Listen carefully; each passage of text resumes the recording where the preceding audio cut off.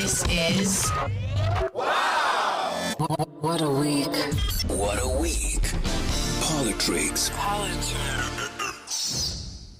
Eita, Dumelang, good morning, good afternoon, good evening, depending on where you are in the world. My name is Fresh, his name is Botsang Modimowame Moiloa, and this is another installation of Wow, What a Week, #PoliTricks. Botsang. Good morning, Tato, and the viewers from all over the world. Ukrent. As you said, depending what time is it in the part of the globe. Absolutely. And I'm okay, my brother. I think let's jump straight into it. The Democratic Alliance and the African National Congress seem to be going back and forth like an old couple. It's a new marriage, but they're carrying on like an old couple.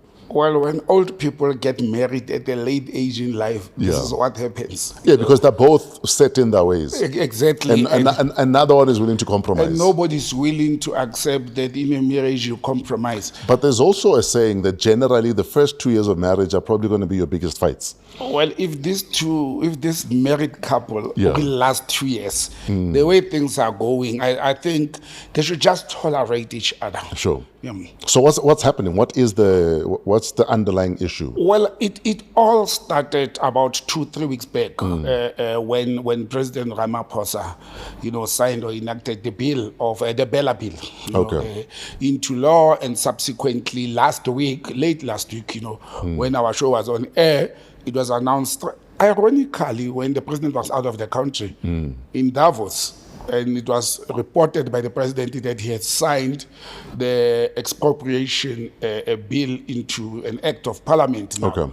So I don't know whether he signed before he left or he signed outside the country, if that is legal. But how ironic that it was announced when the president was out of the country. He was in Switzerland, and it was announced last week Friday by the presidency.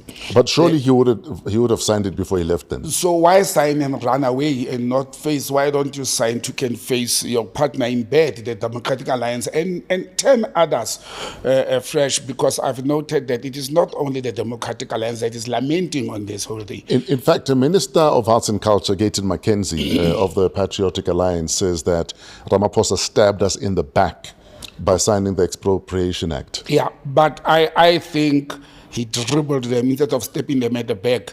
And I'll come to Gayton. Let me start with the Democratic Alliance. Okay, help me understand this. Yeah. Because for this bill to have been signed to be an act, yes, it would have gone through every hurdle and hoop in Parliament. Absolutely. Not only in Parliament, there's a whole lot of processes. Oh, yes. There's also the NCOP. The National Council of Provinces. Yes. So the two houses of Parliament. Sure. It must go through them, which is the NCOP, as well as the National Assembly. So the point I'm making is every single member of Parliament and party would have had an opportunity to give their opinions. Absolutely. To make their submissions. Yes. To complain if there's anything to complain about. So it was at the final stage where we've been having this song and dance for however many years it took. Why is it an issue that he signed it when they knew it was coming? This is the issue. Yeah. For first of all, that process you mentioned of going through the National Assembly, then back into the NCOP, then for public consultations as well, because there's public consultation. It must be gazetted for public comments and inputs. It went through that. All that process, including the National Assembly debating and voting on the bill, happened in the previous administration, and that's where the challenge is. But why is it a challenge? It's because surely this is like a marriage with an ANC. Yes. Pardon the pun. You know what I mean? So we're in community of property with a cruel. Yeah. So this is actually a marriage with the ANC, not the political party, the anti-nuptial contract. So the anti-nuptial contract was there, dealt with, signed, dealt by the parliament. Yes. And it just waited for the pastor to come and sign that marriage certificate, which was President Ramaphosa, authorizing the marriage. Hence, I don't understand the big deal. remember, parties like, for example, who are now in government, like the PoliTricks Alliance, and that's where Gating McKenzie comes in, they were not part of the government in the sixth administration. Sure. So they have a feeling like they should be consulted since they are now part of the government, which is incorrect, because putting a signature on a bill that has went through the process, the president is doing what actually the constitution of the country prescribes. Absolutely. And it is the Democratic Alliance that is always lamenting and talking about the rule of law, adherence to the law, and matters like that. Now Ramaphosa has adhered to the law, and we'll come to the meat of the act itself or the bill. But let's talk processes. They say in Afrikaans, let's laat vir die train. They are too late. The train has moved on. The ship have sailed, and they want to lament.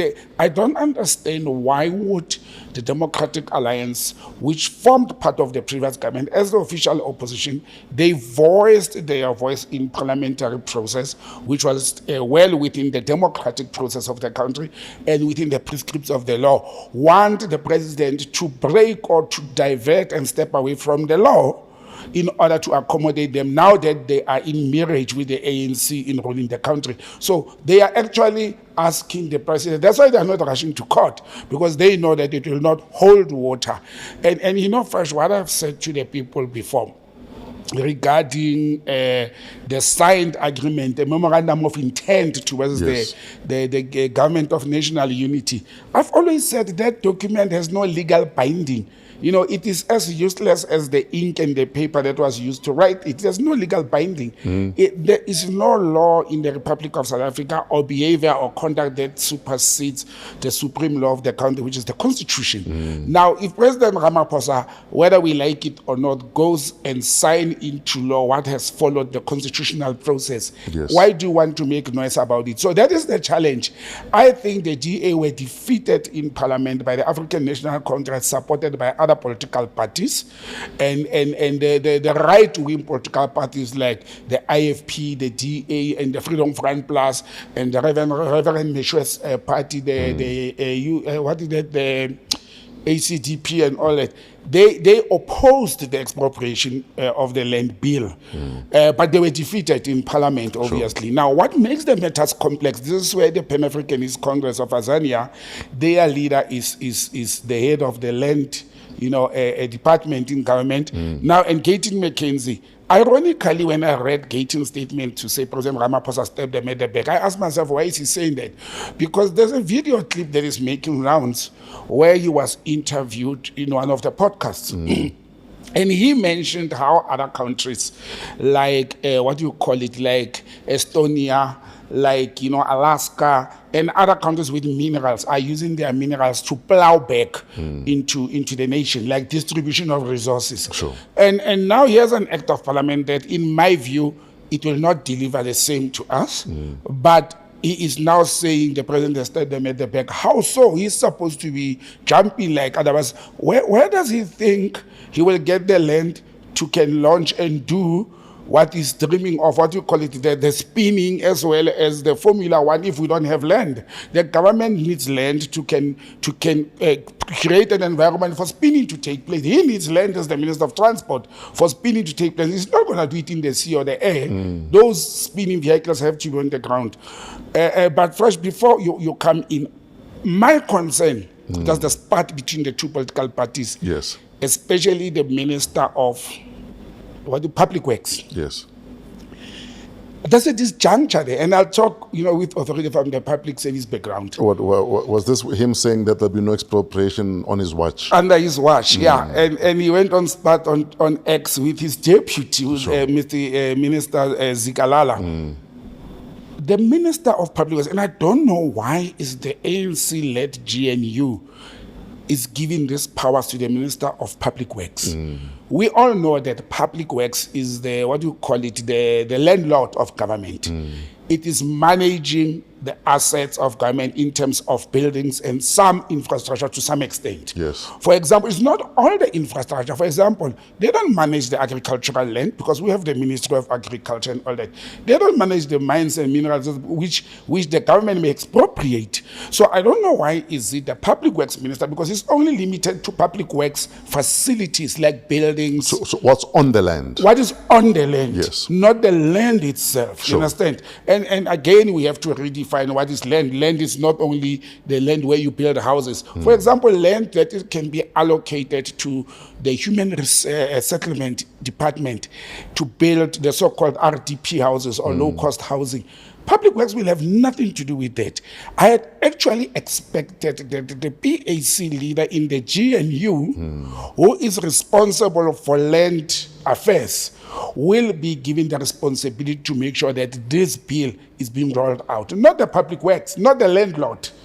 You understand? Let's lose logic. There's somebody who owns a building. Are you saying he's overstepping? He's overstepping, and I don't know why he's allowed to do that. I don't know why does he think that the expropriation of land bill resides with Public Works. But isn't it part of how the DA operate anyway?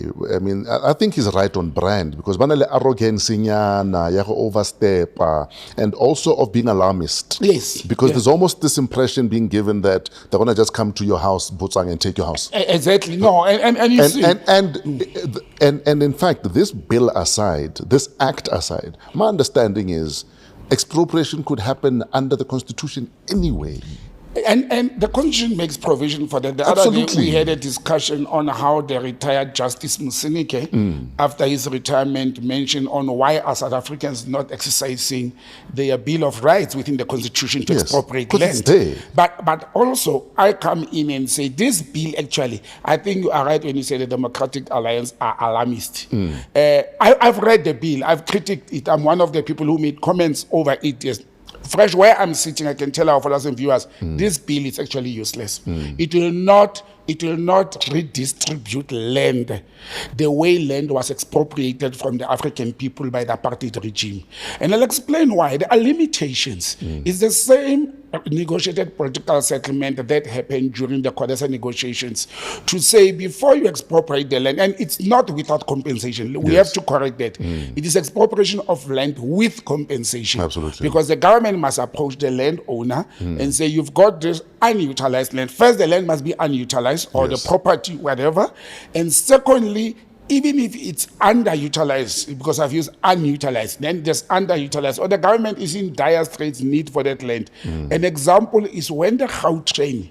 I was going to say, we need to build a freeway. We need to, and it needs to go through here. And I'll use one example that I've been in government since 1993. Since 1993, the government has been planning to upgrade the Moloto Road, the killer road between Tshwane and Mpumalanga, Kwamhlanga and Mpumalanga. One of the reasons, and to put a rail line there, one of the reasons the government could not do that for over 30 years, I found that project in government, it is because the farm owners along that corridor, Moloto corridor, did not want to make land available, even if the farms are underutilized, or even to allow the government to put a rail line that could have saved lives and reduce congestion on the Moloto Road. Because the less trucks. There's less trucks on the road. There'll be a train that is ferrying people and goods between, because there's a lot of people moving. People were refusing, or landowners or farmers, whoever. And the same model that the government applied when we had the Gautrain being launched in Gauteng. Government approached landowners. Some were houses, some were shops. People were bought out or offered money to move. This is what this expropriation is talking about. But for me, it is defeating the formation of the liberation struggle in South Africa, where the ANC talked Maibuye, where the PAC talked Izweletu and all those things. We are focusing on soft targets of the land. We are focusing on unutilized, what I call useless land. Are you saying there's still an elephant in the room and no one is willing to actually deal with it? And that's where I come in, that they must first negotiate, then they must pay and buy. If they fail, the court, most of this will be resolved in court. The Act makes provision to go for litigation, to go to court. The court must rule. Now, you are still negotiating. You are willing to pay. We are back at willing buyer, willing seller. Yes. We are willing to pay. If they are not willing, you can take them to court and the court must rule. But which land are we talking about? Land where government want to build a highway, they want to build a rail line, they want to build houses, and whatever need may be for, it could be for agricultural land. What are we saying about profitable economic land that is in the hands of one foreign settlers in South Africa, the so-called foreign direct investors, as well as land that was expropriated from the African people, which is the mineral land, the mines that are owned by the DPAs, the Anglo-American and the Ashantis and the Japanese mining companies all over the Northwest, the platinum mines, because that's part of the land. What are we saying about that? What is the government saying? The government is sitting in a position whereby we are lacking revenue in our resources. They are borrowing from the IMF and the World Bank. The US has just announced that they are going to cut some of the grants to us that were coming to South Africa through the US aid. The government needs money. The Republic of South Africa has land, vast majority of minerals, and whether it's platinum, gold, diamonds, uranium, copper, whatever. We have it. Why don't we expropriate that land for the benefit? Remember, the Act says for the benefit of the government to can be able to feed and sustain the nation. Now, the government needs money to can buy ARVs that America has been buying or funding for us. So why don't we expropriate the mines that were taken from the African people, whether through force during colonialism or through apartheid laws? You understand? So if you have an act of parliament that is afraid to can touch and rattle and expropriate land. I mean, the other day on this show, I mentioned how over 70% of the dams that are supplying water that is being consumed in South Africa, or the reservoirs that are carrying the water that we are consuming in Gauteng, 70% of it, it's not me who's saying it, is the report from the Department of Water Affairs and Sanitation. It's white, male Afrikaner owned. That's what the report is saying. Why don't we expropriate those dams from those people? Because water, it's a need, it's a necessity, and the government can go and distribute water at a much more cheaper, unlike profits to the people. Sure. Because those who are in business of selling water, whether they sell it directly to us or sell it direct to the government, they are there for business and nothing else, and they want to make profit. So for me, this Section 25 amendment and expropriation of the Land Act with compensation. Sure. Parties like, I don't know what is the PAC going to say, which is in the government. The EFF has been very clear on this matter. Umkhonto is a party there, and you haven't really heard their voices in parliament regarding expropriation. But I think, going back to politics, I think the DA is very silly. I think they want the ANC to break the law, and they are forgetting that they are in government at the behest of the President of the Republic. I'm a critic. I'm one of the people who says this bill will not say, but if the President has followed processes, or if the government has followed processes to have this bill to be enacted as an act of parliament, why is the Democratic Alliance having a problem with that? They want to be babysitted fresh. They are not babies in this. They're in government. They must start governing. But I still want to hear, and I'm raising a question that I haven't seen anything. It just crossed my mind when I've been listening to, is it Dr. McPherson or something like that? Or Dean McPherson. Dean McPherson. Yeah. When I've been listening, I was asking myself, what does he has to do? You see what it does, this bill? It limits land ownership to property ownership. And property, land is not just a mere property. The sea, the rivers, the mountain.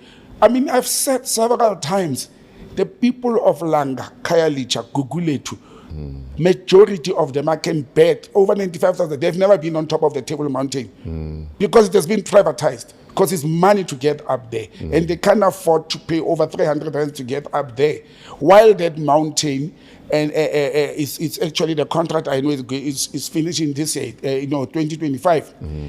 It's supposed to belong to the government, to the people, but the people can't go there and enjoy the beauty, the God-given beauty of the Table Mountain. But how is there no subsidization of locals to visit some of these areas? Because surely if you have a South African identity, you should be able to go up Table Mountain without paying if you can't afford it. Exactly, if you can't afford it. Now, we have been screaming about that fresh. Let me tell you what SANParks does once a year. SANParks once a year, they've got this Know Your Country project where South African, ID holders can free, for just one day, visit. It's like an open day. It's an open day, yeah. But I've made an example and I've made recommendations. When I served in the committee that formed the Border Management Authority, there were officials from various government departments. One of the recommendations I've made to, and based on experience, to the environmental affairs. That time it was controlling, our tourism. I said in Rwanda, for example, you know that famous gorilla mountains in Rwanda? Yes. When I was stationed in Kigali, you know what the police did, the RPF, Rwanda Patriotic Front, passed immediately when they came into power. If you were a Rwandese to go into that park, it was $2. If you were an African, it was, I think, $5 to $10, depending whether you are from the East Africa region or not. If you were a foreigner like from Europe and Asia, it was $200. So they made provision to say these national parks belong to the Rwandese. And that's what it should be, though, because, I mean, they're part of your heritage. Yes. As a South African, you should be, and nobody's saying it must be free access. No. But it must be dirt cheap for a citizen to visit any national park in any country.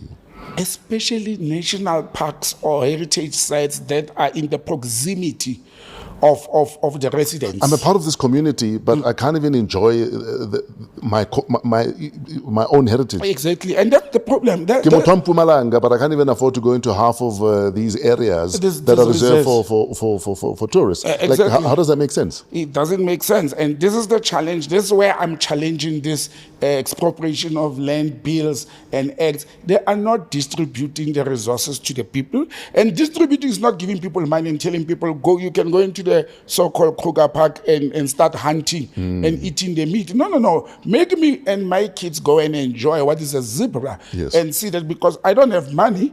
I'm especially, and you can use the social services database. You understand? To say these people are already on social grants. The kids are going to school based on free education because their parents can afford. But these kids have never been inside the Kruger Park. They've never been to the Table Mountain. They've never been, anywhere in the heritage sites of this world. I grew up in the West Rand, and there used to be school trips to go to the cradle of humankind. Oh, yes. I only afforded to go there when I was working, which was 20 kilometers away from my home, because my family could not afford me to go to the cradle of humankind.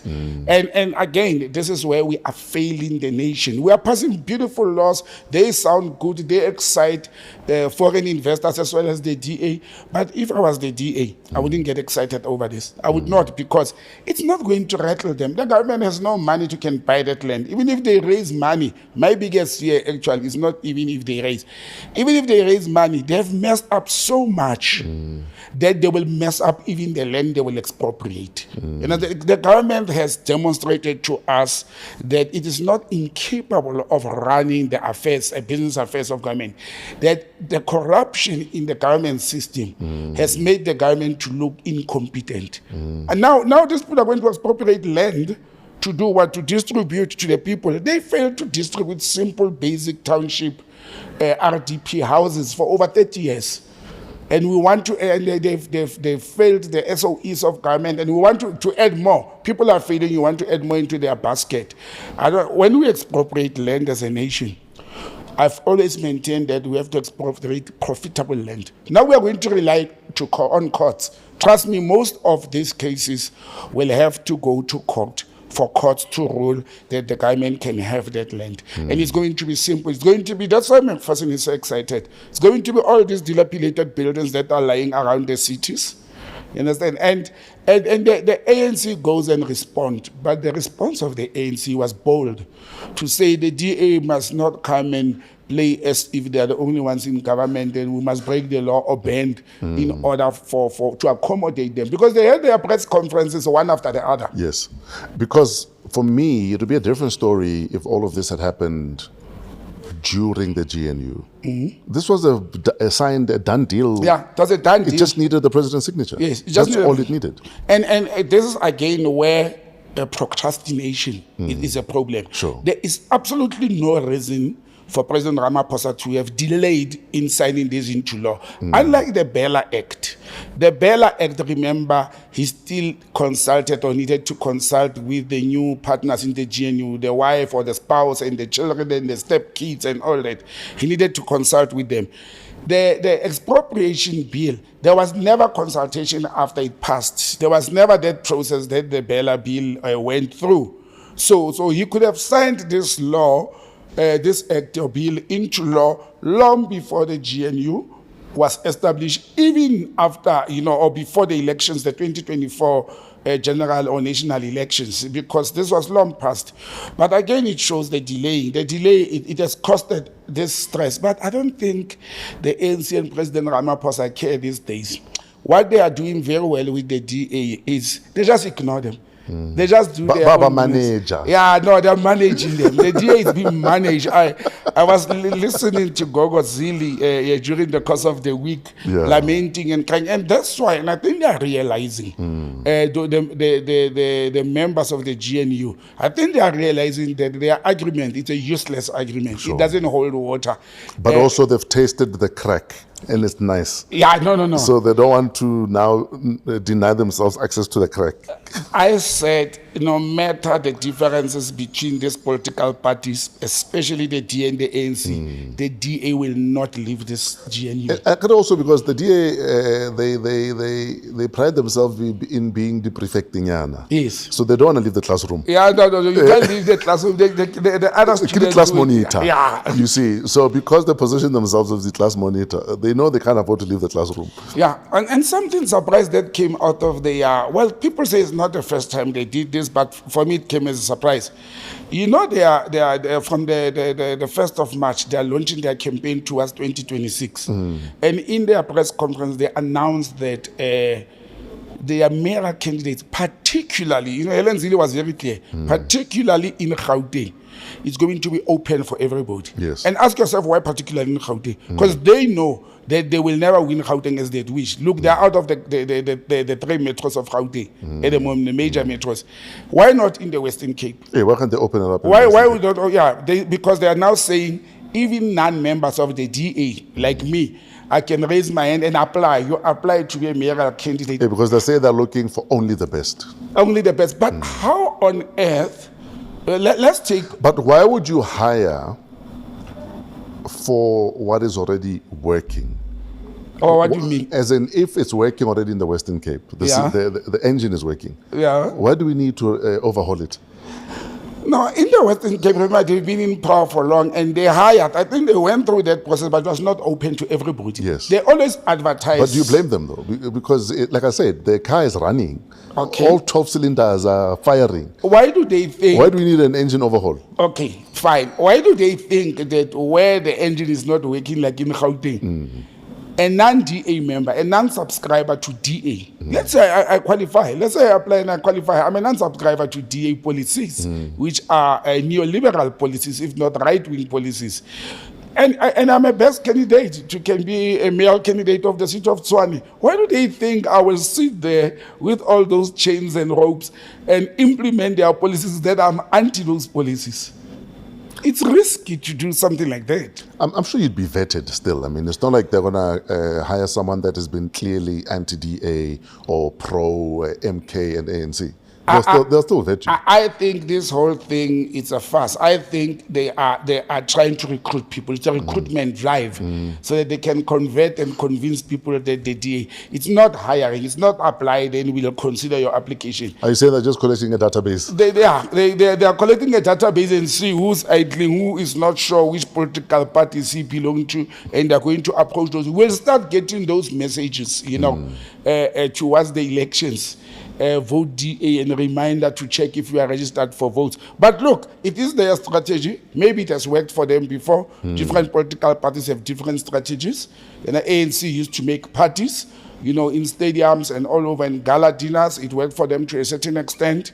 And yeah, but, at least they are starting things. What I appreciate with the DA is their planning. When it comes to planning and doing things timeously, look, by 1st of March, they are launching their campaign for 2026. And we don't know when will the elections be. Local government elections will be in 2026. But it's just over a year. Yeah. Because they have to be after May 2026, if you recall when was the last elections of the LGE. So it's just over a, and I think it's good planning and it's good time, and for that we must give them credit. Absolutely. I know this wasn't part of our plan for today, but remember when we discussed Janus Walus's deportation back to Poland? Oh, yes. And yes, I'd said that I'm waiting for the book and maybe the movie. Yeah. And then Anneke Larsen, I think from ANC-DA, actually had an interview with him. Yes. And he's still unrepentant. He talks about how, given a chance, he'd do it again. Yeah. He doesn't think black people have any business running any government. He's unrepentant. He literally gave everyone a middle finger. Yeah. And I think in the process, also proving right everyone that said this guy should not be released. Because he's unremorseful. Is he? How did he get? He's not forthcoming with any information. He still insists that he was a lone gunman. And like I said, he's literally saying Minister Lamola was right. But you remember when you said that, what I said? I mentioned two things. Yeah. I said, one, I don't understand how was the guy granted parole. He was due for parole according to the laws of the country. But how was he granted parole when he refused? Because one of the requirements to be a parolee is that you must show remorse. You must show that you are sorry for what you have done. The guy never did. He has been consistent. And I was worried about it. Nonetheless, I even said, I vividly recall saying, I think this guy is going to go out and rattle the ruling party further and solve further divisions in the ruling party or their previous or even late people. One of the things, I didn't watch that whole interview because I actually got, for lack of a better word, I got pissed off that I wasted my time watching part of it. But the moment he mentioned that they must go and ask Jacob Zuma, the former president, because he visited Clive Devil Lewis when he was in jail. That has nothing to do with him. It was about him and his actions and murdering of Ntate Chris Hani. And him mentioning Jacob Zuma in the process. He was trying to say to the black South Africans, actually, your own Zuma has been talking to us while we were in prison. And now the country is divided to say, why was Zuma visiting Clive David Lewis while he was in prison? The country is very divided. Was he selling out? Some were saying, but he was doing his duties as an ANC leader, trying to extract information from them, trying to figure out if they will at least tell the truth of what happened. But he went there out with nothing, you understand? But I think, you know what, the country must put a closed chapter on the Janus Walus case. The guy has been paroled. We have spent our taxes to take him home. And he's comfortably in his country, and he's actually threatening us that given another chance, he will kill another, communist leader in South Africa or a leftist in South Africa. And look, he's old, and I think it's rhetorics, but I wouldn't be surprised that when a book comes or a movie or a what do you call it, a soapy, whatever you call it, I think it will come with much more detail. Sure. I think they were testing the market now and see if people will be excited, and we did get excited. But he says there's no reason to continue to look for a bigger story here to be used by members of the ANC against each other. He says this is it. There's nothing more. Like I said, let the sleeping dogs lie. We won't get anything out of these people. And they were taken care of by the ANC-led government from the beginning to the end. There must be deep-rooted reasons why, and we'll probably, me and you, go to our graves without knowing what was actually behind and who else was involved in this process. Sure. I don't think that's going to come out anytime soon. Our great-grandchildren will read it in the history books years to come, not now. Let's move to Davos, Switzerland, where about 50 world leaders converged for the World Economic Forum annual meeting.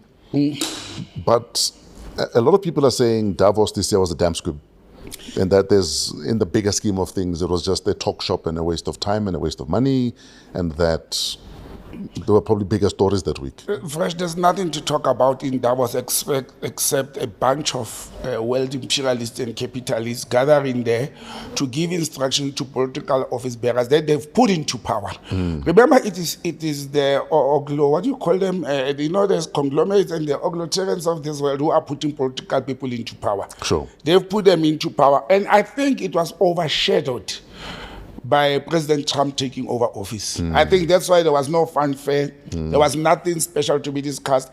And some of the matters that the people in Davos were sitting and discussing, Trump was acting in the U.S. against them. The U.S. is a bigger part of the G20.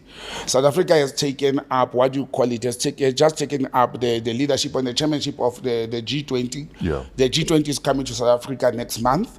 And let's hope that the foreign secretary of the US will form part of the G20, despite the position, the hardline position that President Trump has taken towards the African continent, especially countries like South Africa, that they've been trading and depending on a lot of US aid. But there is nothing much that came out of Davos. But also what is causing that is that the world is changing.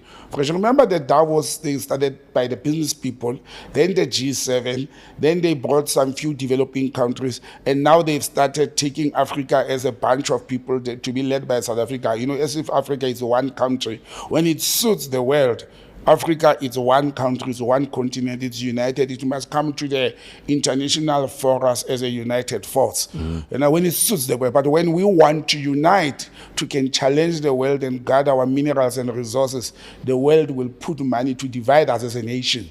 As an African nation. But nothing for me to take home with Davos. It was just another waste of time, and they were puffing hot air. There's no tangible things. They have agreements, environmental agreements and green, environments and all those things. But the same people who sit there and make those decisions to even help developing countries, how many years have we been talking about sustainability and development? Sure. Yes. And I mean, in terms of geopolitics, I think, as always, it was the same old, same old. Russia versus Ukraine, peace in the Middle East. In the Middle East. And chances are Trump might manage to do more for those two conflicts than all of Davos did that week. I am convinced the Donald Trump administration in the US is going to do more on geopolitics and peace in the world, as well as economic development, than that bunch of people in Davos who were sitting there with their private jets. And I think Trump administration will do more. And I'll tell you, he has already pushed President Vladimir Putin and President Zelensky to come to the table. Although President Putin is refusing to sit on one table with Zelensky, but Trump is pushing them. He has already given orders to Israel and Hamas and everybody that they are funding regarding peace in the Middle East. He has already cut funding a number of projects in Africa. And for me, people are saying, oh no, this is not good. It's very bad. I think it's a good thing. But there's a judge who reversed it, though. There's a judge who reversed it a couple of days ago. Yes, there's a judge who reversed that. But orders have been given. Let me tell you what happened in South Africa since the last 2 weeks. When Trump took over office, he already sent a circular or a note to all embassies. And unfortunately, in South Africa, they don't have an ambassador since your friend Bridget, the irritating guy, left. Yeah. Yes, he left. So we don't have a U.S. ambassador to South Africa. And our ambassador is already taken a seat in Washington. Now, Donald Trump, and I hear this from the news, they had already sent a circular to the U.S. embassies, which were responsible for managing U.S. aid funds, 600 million in South Africa per annum, US dollars. One of the biggest benefactors, and I heard Dr. Motsoaledi reporting about it during the ANC conference yesterday, it was of the 52 districts where the country is distributing ARVs, 17 of those districts, of which 7 of them are in KZN due to the HIV and AIDS prevalence there. 17 of them were funded by the US aid through Wits University. The Wits University and other clinics, they had already received letters and notifications that they are not getting the money this month, not next month or what. This month they are not getting money. This end of January. I've heard some of the benefactors of the HIV program sponsored by the US say they even received SMSs to say your drugs, or what you call them, your ARVs that you have been receiving from this particular clinic that was being administered and funded by the US aid, you are no longer going to go there and get them for free. Your government must do something. Understand? So some of the people are saying it's a negative thing. No. The US aid has been funding this project of HIV and AIDS in South Africa since the 90s, Fresh. What have we done? And I heard Dr. Aaron Motsoaledi saying it is 446 billion rands that they are spending on this project. Sure. 17% of it It's from the US. It's from the US. We have done very well as a country, I must say, to cover almost way more than half of it. 17% it's nothing. So we have covered almost about 77 or 73% of it. We have done very well. But for the US to stand up and say, we're not funding you anymore, Go and help your own self. What's wrong with that? That's where self-reliance comes in. And who said as a nation we can't bring these pharmaceuticals to the table now? These medical aid companies that are milking the people to say, can you now help us fund this project? Because it is in the best interest of medical insurances to make sure that their members do not suffer. Absolutely. But the majority of the people who probably in the country are on ARVs, most probably it's people without even medical aid. Sure. So it is going to put a strain in the government. Maybe it's because I always believe in every crisis is an opportunity. A crisis is not the end of the world. A crisis is not the sky is falling, let's all run and find cover somewhere. When the sky is falling, we all suffer. Yes. But for me, there's an opportunity here for us to, one, stop with this begging bowl mentality we have on the continent, where we have so many resources, but because we're badly led, or resources are badly managed. Yes. We're always begging for money. We're begging for this, we're begging for that. At some stage, we need to look at ourselves in the mirror and say, you know what, actually, there's an indignity in always begging. Begging, exactly. When we have an opportunity to do for ourselves, to grow our people, and to, for once, give a middle finger to this culture of looting and eating. Yeah, and Fresh, you are correct. You know, and when you speak of resources, one of the things we are gifted with in this country, when you look at the medical fraternity, is the skills. We also have the skills, not only the money and the minerals. Some and of the plants brightest minds in this country. Exactly, you understand? So it is time, that's why I'm challenging. You know, we have one of the best, actually, the South African medical aid or scheme process. I've learned that it's way better than the US. Yep. You understand? The way it's administered and the way various medical schemes and funding schemes, they say it's way better than in the US. The government has just launched an NHLS or LS. We can do it. There must be a political will in the country to say, let us be self-reliant, let us give opportunities to companies and brands that are in the Republic of South Africa to do things for ourselves. Absolutely. You understand? And this reliance on the imperialists and former colonizers, if we don't act now under these strained circumstances and situation, there will be no other opportunity for us to end. So Trump is actually taking us to the river and leaving it there. How you swim, whether you swim or you drink water, while you are standing outside or whether in the river, it should be your own problem. You understand? You know that old English saying, teach a person how to fish or to catch a fish. And I said, don't just bring a prepared, clean, scrubbed fish on the table and expect that when that person has finished digesting and they're hungry again, they will wait for the fish to come to the table. You must teach the people how to fish.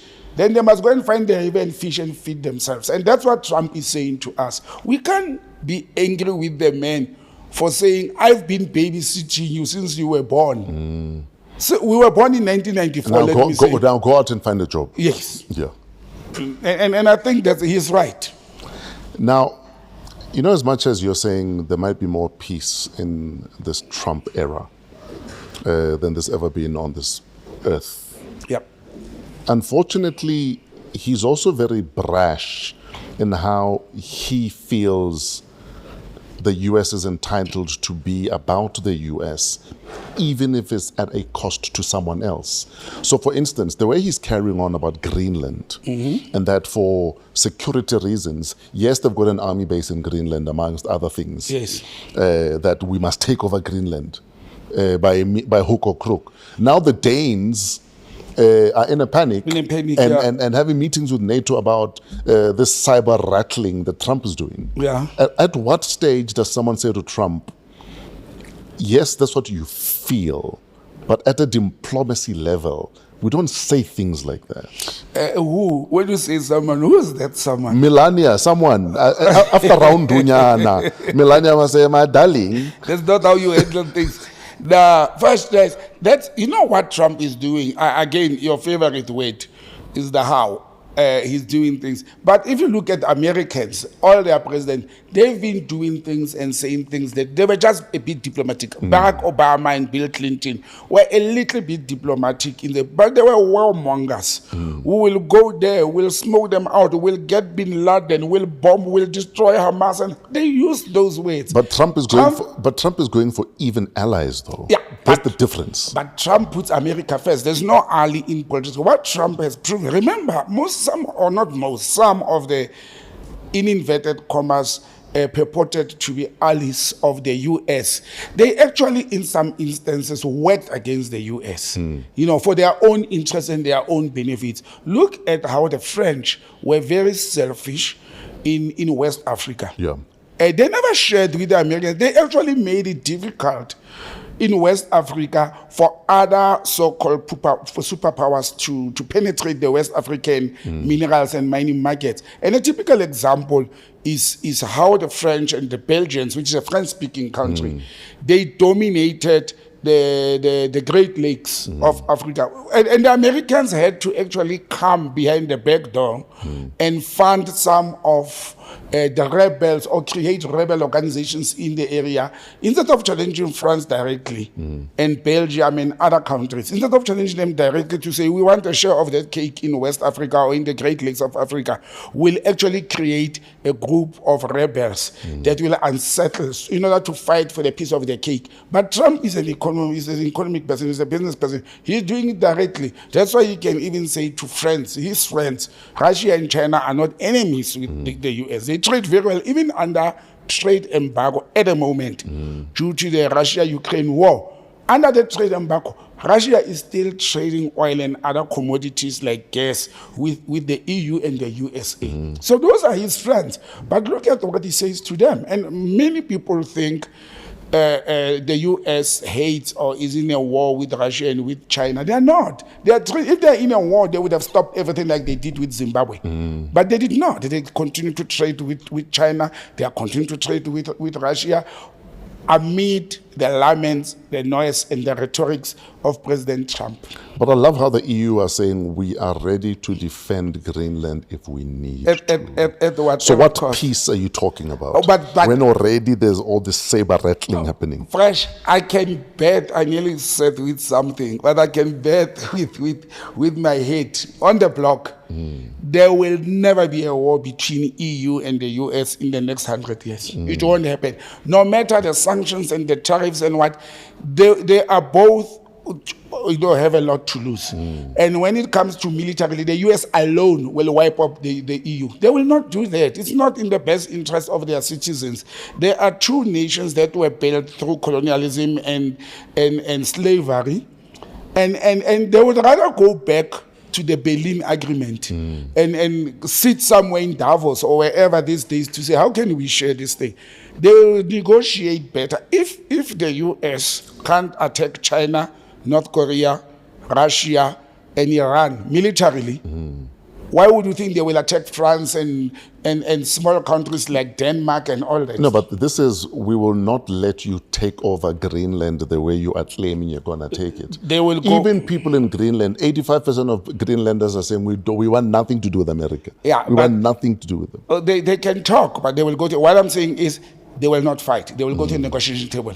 They'll go into what we negotiate? You can't just come to a territory and say, okay, now I hear you are mine. Yeah, but this is not 500 years ago. If the Americans do to Greenland, look, they already have military base there. Yeah. If they go then they take over and they enact it, what can the others do? They will keep on negotiating forever, like Israel and by the way, it is the US that took over Palestine. It's not Israel. It is the US. It was for the US benefit and interest in the Middle East. That's why they funded Israel. What did the world do? They've been negotiating with Israel for the last 49 years. And I think the Americans will do the same. If they are serious about this, if Trump is not bluffing, and he has shown us several times that he's not bluffing, if he's not bluffing, the US will go and occupy that. And it's not only Greenland. He mentioned a few other islands that America has interest on, like they've done in Yemen and others. They will go and occupy it. And the world will go to the UN and sit in the UN for the next 4 years that Donald Trump is in power. Maybe the worst person will come after Donald Trump, and these negotiations and engagements will continue. That's how the US run the world. They keep them busy in the UN office in negotiations. And those who don't want to be in there are stubborn. They attack them militarily. So in a nutshell, we are screwed for the next 4 years. Well, that's what people are saying. I think we What are are you waking saying? up. I think we are waking up to reality that democracy is demon crazy. It's craziness. There's nothing democratic about this whole process that America has been telling the world that democracy is the best. They are not democratic themselves. And the world has bought into that. They even have US aid-funded projects Sure. to push democracy, to make the world be like the USA. You understand? And they're not democratic. We have come to reality. And when some of us say we like President Trump, people think we subscribe to his ideas and his madness. No, we don't. We are simply saying he is unsettling. The world, as in a world, needed a shake-up. It needs a shake-up. We need a change in the world, good or bad, but we need a change, and change is important. I mean, for instance, when you look at the rhetoric that especially the Republicans spew, I'll give you an example where trans prisoners are now being sent back to male prisons, for instance. But they'll use words like, we're here to fix this wokeness. It's almost like someone had an issue with the fact that there's political correctness and we're going to fix it by any means necessary. Yes. Regardless of what the consequences may be, regardless of what the collateral damage will be, because we refuse to be woke, because we refuse to be bullied by the woke social media gang, we're now going to, it's almost like saying, we're going to muddy the waters. I think because that's the you approach. think clean water is woke. But you know what I like about all that? Yeah. It's that it's in America for the Americans. They are not imposing that to other countries and to the world. And a majority of these controversial bills that he has signed into law or directives that he has issued, they are mainly domestic, majority. So the Americans have put President Trump and the Republicans there with their clear policies. His message during the elections was very clear. It was not unambiguous. You understand? It was very clear. And let the Americans eat the cake. Sure. They deserve that cake that is in front of them. Let them enjoy it. And it might be brown, but it's not chocolate. Let's wrap up in the DRC. Yes. M23, Rwanda, the DRC. There's even talk of the Israelis might be involved because there's no way the M23 can be this machine with just basic arms. And that, in fact, that as sophisticated machinery means it comes from somewhere. Yeah. And there's even speculation that Kagame has a relationship with Netanyahu. Like, there's a lot happening there. Hey, Fresh, this forms a sad part of my career or my life. In fact, your demo, what's it called? Your career as a diplomat started in Rwanda. No, it was the second one. Was it the second one? My highlight. I call Yes. it the highlight of my career. So you set up the diplomatic office in Rwanda. I established in 2000, 2002, 2001. I was based in Kigali. Yes. I established the South African. I was the charge d'affaires at interim, acting ambassador.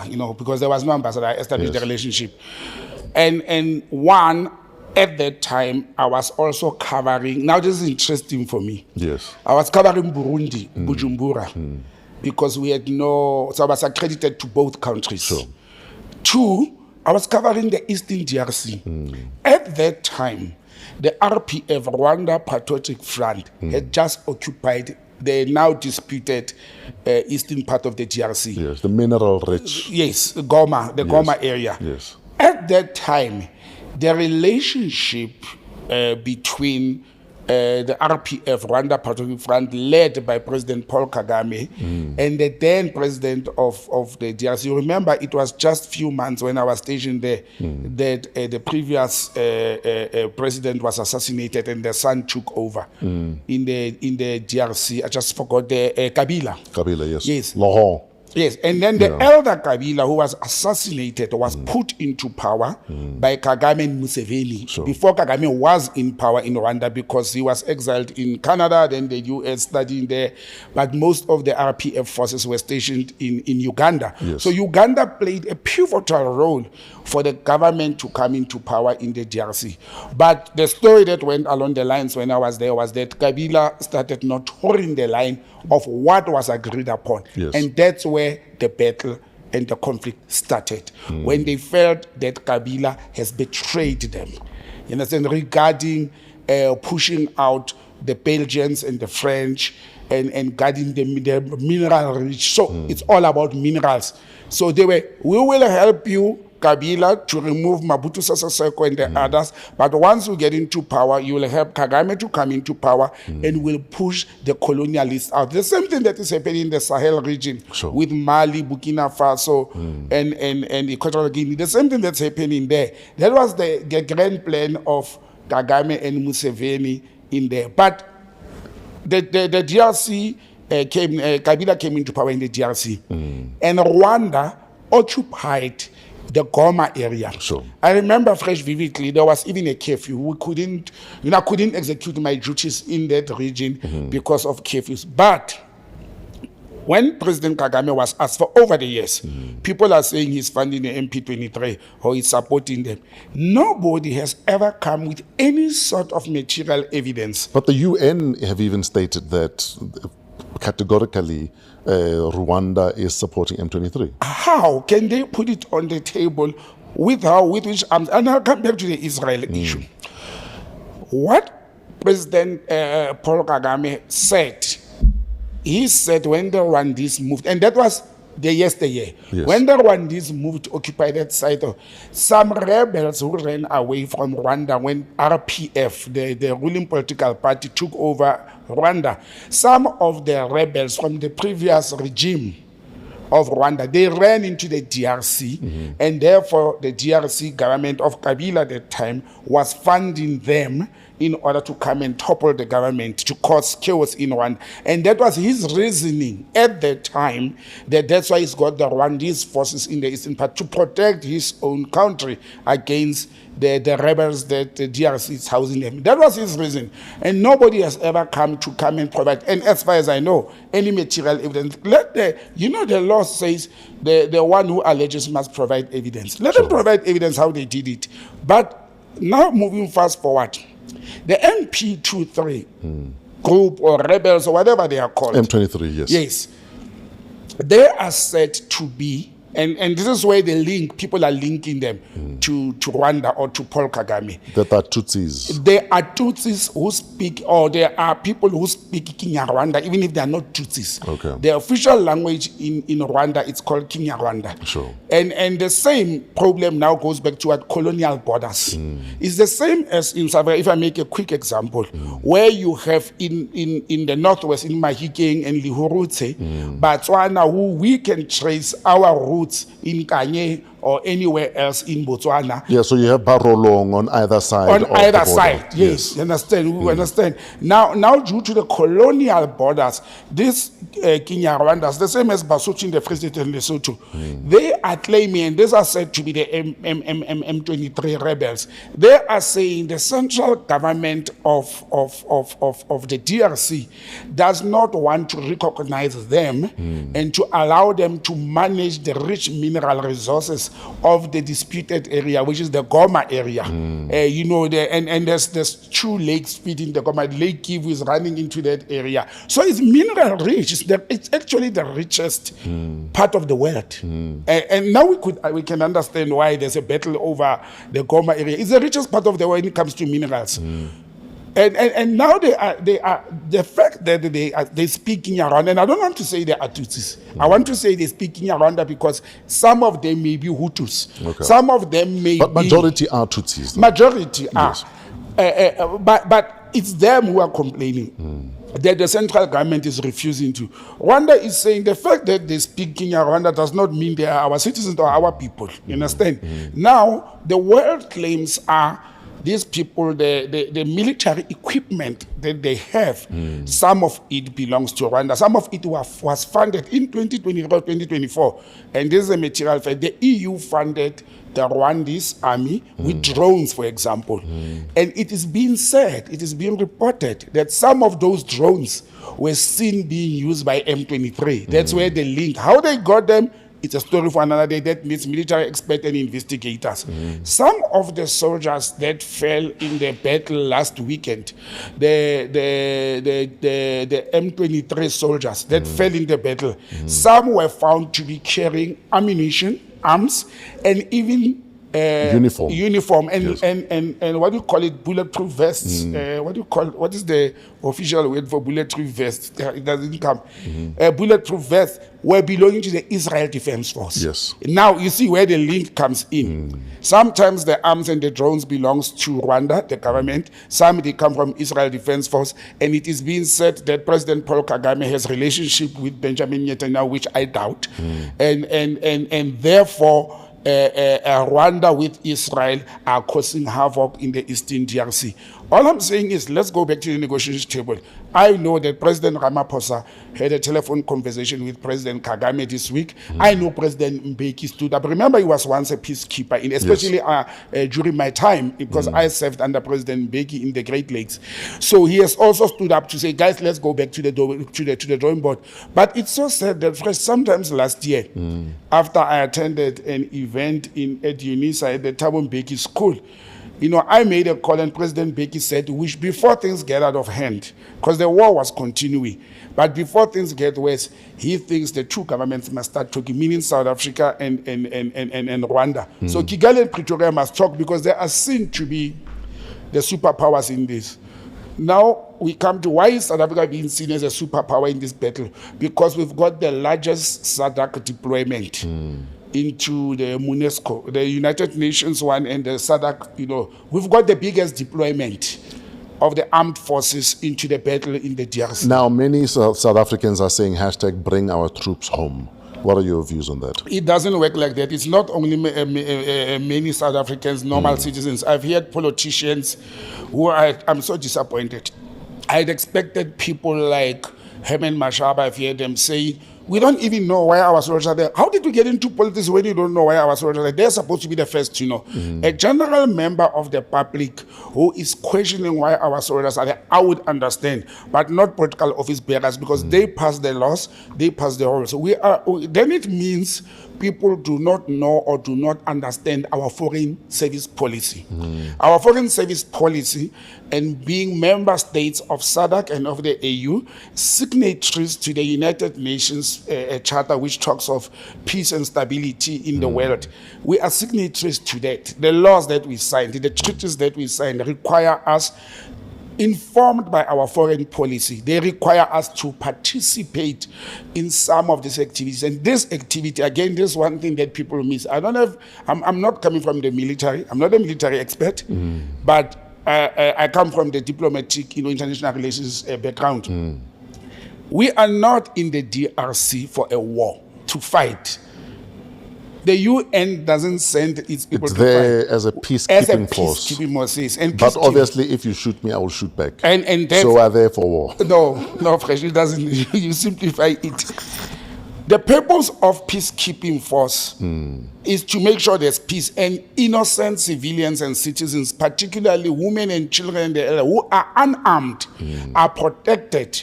Because we know that whenever there's a war, most of the casualties is not the armed forces. Sure. There's almost 1.5 million people in the Goma area who were displaced in the past weekend only when there was this attack. And some will be here next week, car guarding. Yes. You understand? Now, that's the first element, to make sure those lives are safe. Our forces are there to save life, and hail to them. Hail to our men and women in Kemo who are risking their lives to can go and save millions of lives in Africa. That's what a peacekeeping force and foreign policy informs. If we don't want that, if we don't like that, we must go to parliament and change our laws so that we don't participate. And we must also, the day we are under attack, we must not expect help from other neighboring countries. That's one element. Who's going to attack? No. I'm saying if it happens, I don't know. We don't know. What, you think Lesotho might invade back? No, Lesotho. We invaded Lesotho. To revenge against Chief Buthelezi. Don't bring back that story. Our followers will ask us, tell us more, what are you talking about? Don't bring back that story. Lesotho, we invaded Lesotho and we were walloped. Okay, so let's leave that. But the second element that's very important in peacekeeping as well in foreign policy, Tato, and the viewers, is that why are we doing this? We are doing this because it has been proven that when there's instability in the region, South Africa carries the burden. Sure. Most of the people from as far as how many Congolese are in South Africa, how many Nigerians are in South Africa, how many people from as far as the eastern part of the continent, Somalia and Ethiopia are in South Africa. But being part of the peacekeeping force has not slowed down the influx. It has not slowed down for other reasons. And reasons like we relaxed our immigration laws, the NGOs have taken the government for humanitarian reasons to court. Those are some of the reasons. But look at what is happening in Mozambique. If we were not playing our role in Mozambique for the last 2 to 3 years, we'll be having more Mozambicans in South Africa. The situation would have been worse. So we have to have a synergy between government departments and arms of the state to be able to make sure that when we send peacekeeping forces, the end result, we see the benefit of having our soldiers there. And again, people are saying, but people are dying. My friend, let me tell you, my brother, when you are in a battlefield, once you wear the camo, the army, there is an unwritten rule there. One of your KPIs, it's death. Sure. It's an unwritten rule. That's what armies do. That's what once you carry an arm and you enter a battlefield, chances are you'll come back home in a body bag. Nobody wants our soldiers, our children, men and women in khaki and green and whatever camo to come back in body bags. But that is part of being a soldier. That is part of being in the military.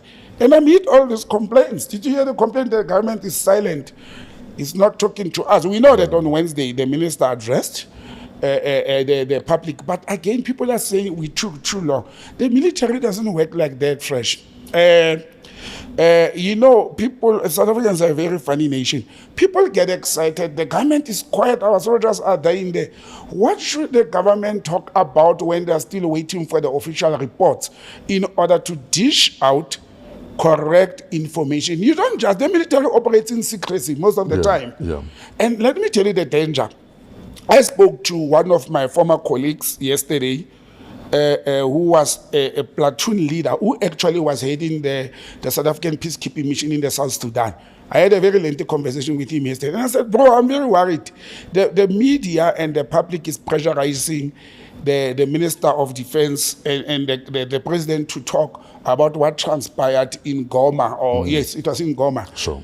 They're not realizing that once we start talking to the media and telling the media what we are actually exposing our soldiers more to go and say how many died, how many tankers were destroyed. Not everything will get a press release or press conference. Yes, some of the things the government cannot tell the people, because when you put things in the media, in platform, you are actually also informing the opponent.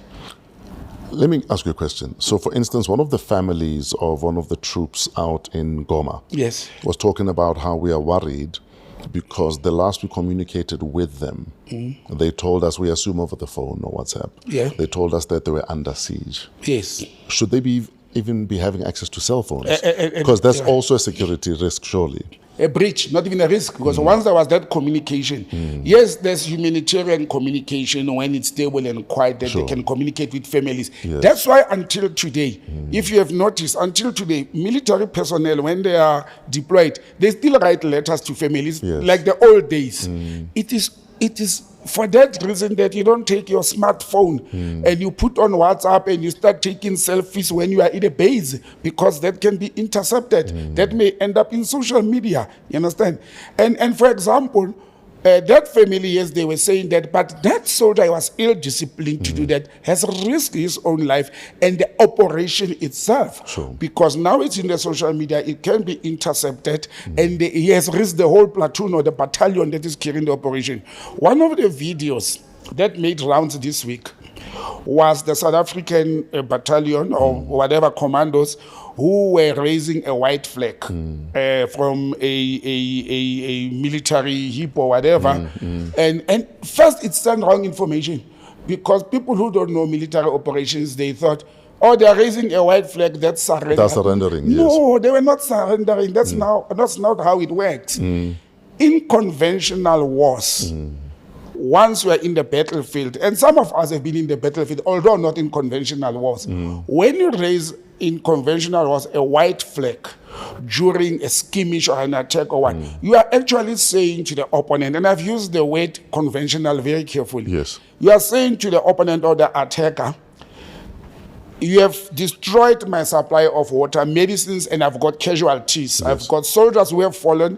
We will need to carry their bodies, or we need to carry those who survived, who are injured, to hospitals. That's what we are communicating. But fighting the rebels or because guerrillas, the fact that we're still trying to kill each other doesn't mean we're not going to be humane. we're not going to be humane. Yes, you understand? This was, Which is the biggest irony. But anyway, carry on.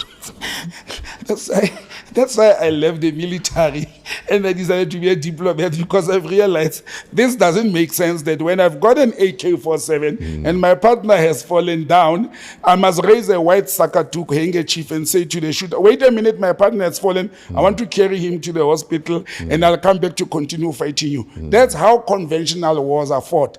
But the war in the DRC is the economic war against the guerrillas or the rebels, and therefore they will not fight a conventional war. But I think the government has been communicating. I think the South African National Defence Force issued statements timeously, and the press conference came 3 or 4 days after. But people must not just get too excited and think the government must tell us everything. Absolutely. The government, when it comes to secret service as well as law enforcement and military operations, they cannot tell the nation everything. It doesn't work like that. You understand? It doesn't. What is said is when families find out in the media about the deaths of their loved ones. That is the sad part. Absolutely. But fresh, this happened on Thursday or Friday, on Friday or Saturday last week. By Sunday morning, the South African National Defence Force had issued a statement. And for me, there was no delay. And that statement was fully detailed. You understand? And the minister went on to brief the people. Look, we have lost, and condolences to the families of the lost, peacekeepers. And they are not only, majority are from South Africa, 14 so far, 1 from Malawi, and others from, there was even a UN. Because there's another worry. Okay, this is my other concern in closing this one. I do not know if we were serious about peacekeeping in the DRC. Why do we have 2 peacekeeping forces? The UNESCO, the United Nations Military Operation and Peacekeeping in DRC, it's sitting somewhere in the north part of the country. And South Africa has forces there as well. Then there's the SADC one, there's SAMCO, something like that. It's sitting at Goma, which is the disputed part. Why, if we mean peace and we want to show unity towards this, why didn't we have a UN force there? Only one force, the UN force, under the UN umbrella. Because countries that are purported to be supporting and being involved there, like Rwanda, that are alleged, they are part of the UN. They play a role. Rwanda is playing. And why would Rwanda go and support rebels against the UN and against SADC in the DRC, while they are sitting in the northern part of Mozambique, supporting SADC and the UN to bring peace there? It doesn't make sense to me. No, because politics don't make sense. Well, or minerals don't make sense. There's no minerals they want in Mozambique. Exactly. I think on that note, Botsang, let's leave it to everyone else. Please comment, share your views, agree, disagree. Any interaction is welcome. No, thanks, my brother. I want to see this. I go, you know what I want to propose? I said to you last week, I don't want a diplomatic posting. I think President Ramaphosa must just send me to Kigali to talk to President Kagame. I've done it once. I'll do it again for the peace in this sub part of the continent. President Ramaphosa, he is your man. He's done it before. I will go running 3 months. He'll do it again. Botsang, thank you very much. Where do you find you online, Thank brother? you very much, Brother Fresh. botsangm@gmail.com, and it's at botsangm on social media handles, and botsangm, it's 082485-9100 on WhatsApp. Thank you, as always, for tuning in, for interacting, for being a part of Wow, What a Week, #PoliTricks. We are part of the Africa Podcast Network. Email us at waw@africapodcastnetwork.com. Coming to you from AMP Studios, downtown Johannesburg. Shout out to Trevor and the crew at Pezulu Works for all of the cinematography, and to our executive producer, Keletso Modisa Gang. Till next week, have an incredible week, in spite of yourselves.